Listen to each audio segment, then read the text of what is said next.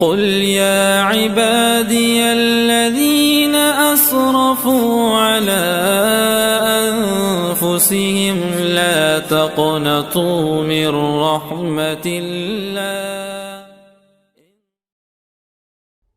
نحمده ونصلي ونسلم على رسوله الكريم اما بعد فاعوذ باللہ من الشیطان الرجیم بسم اللہ الرحمن الرحیم۔ دینی مسائل سیکھنے کے لیے سوال و جواب کا سلسلہ بوجھو تو جانے کے تحت آج کا ہمارا ٹاپک ہے بسم اللہ شریف۔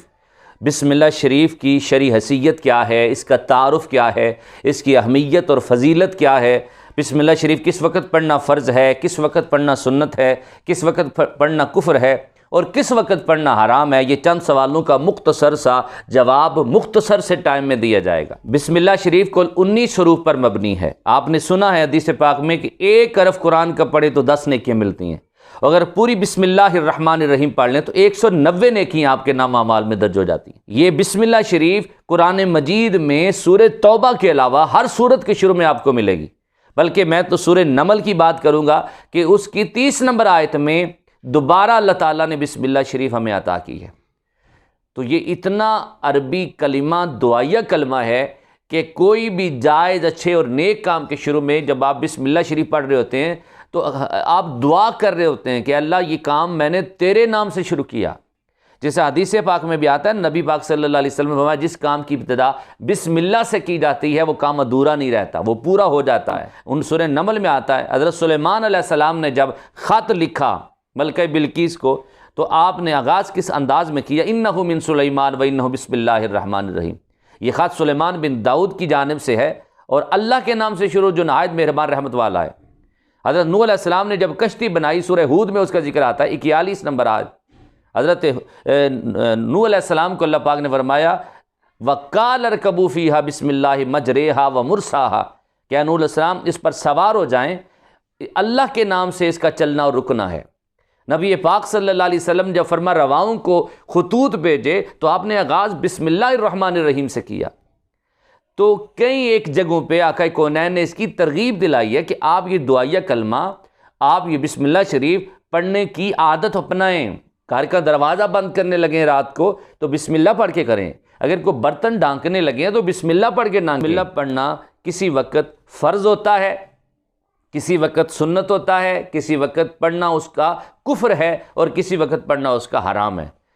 تو کس وقت پڑھنا فرض ہے؟ جب آپ جانور کو ذبح کرنے لگتے ہیں، اس وقت آپ نے جب چھری رکھی ہے اور حلال جانور کو ذبح کرنے لگے تو اس وقت آپ نے بسم اللہ اللہ اکبر پڑھنا ہے۔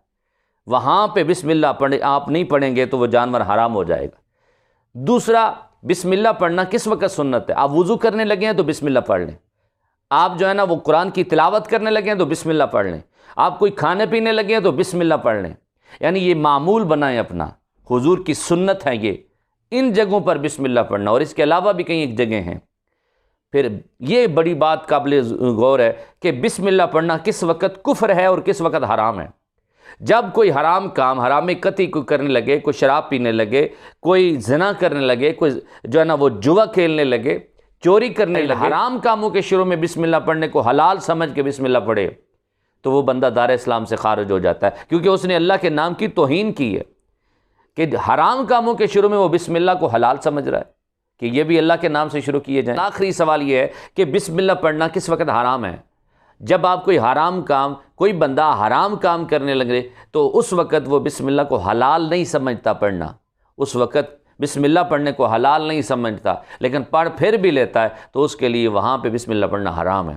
ایک بندے پہ غسل فرض ہے اور وہ بسم اللہ تلاوت کی نیت سے پڑھے، اس کے لیے تلاوت کی نیت سے بسم اللہ پڑھنا حرام ہے۔ ہاں اگر کوئی دعا کی نیت سے پڑھتا ہے تو دعا کی نیت سے پڑھنا اس کے لیے جائز ہے۔